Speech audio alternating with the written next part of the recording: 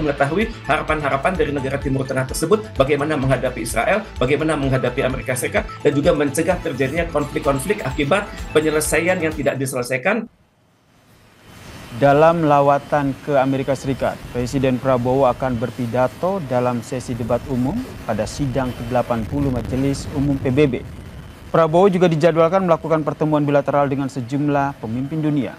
Kehadiran Prabowo ini, saudara, menegaskan komitmen Indonesia untuk terus berkontribusi aktif dalam upaya menjaga perdamaian, memperkuat kerjasama global, serta memperjuangkan kepentingan nasional di tingkat dunia.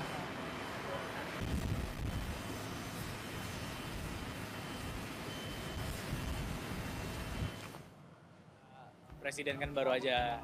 Setibanya di depan hotel, Presiden Prabowo Subianto disambut sorak-sorai diaspora yang menyanyikan yel-yel penyambutan.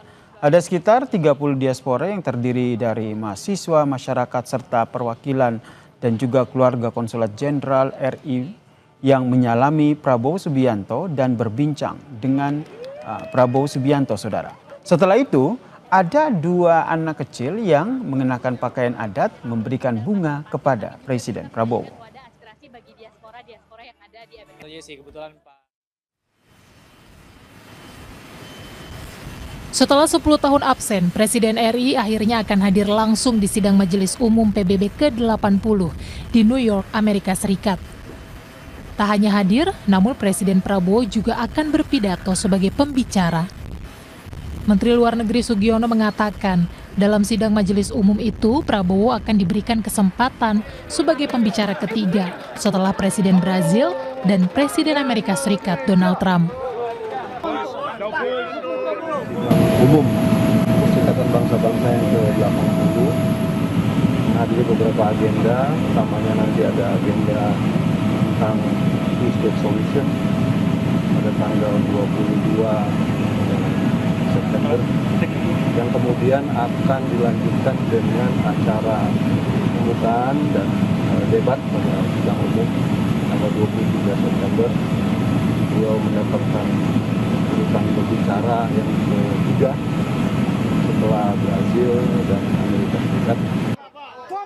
Pakar Hubungan Internasional dari Universitas Padjadjaran Teguh Reza Shah menyebut kesempatan Presiden Prabowo Subianto untuk berpidato di Majelis Umum PBB merupakan panggung emas bagi Indonesia. Teguh berharap salah satu isu yang diangkat Prabowo dalam pidato nanti adalah soal konflik kemanusiaan di Gaza, Palestina. Ini merupakan panggung emas bagi sejarah negara Republik Indonesia. Ini merupakan kado diplomatik bagi RI di usia 80 tahun.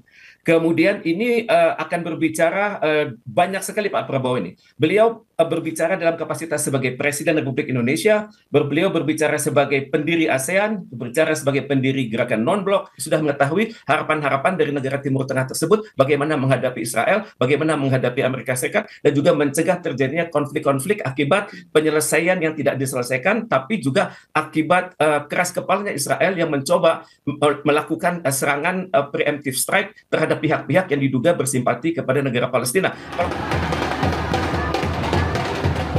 Sebelumnya, Menteri Luar Negeri RI juga sempat mengatakan, selain berbicara soal perdamaian dunia dan isu global Palestina, Presiden juga akan mengangkat isu penyerangan terhadap Qatar, reformasi multilateralisme, dan peran negara-negara di Global South.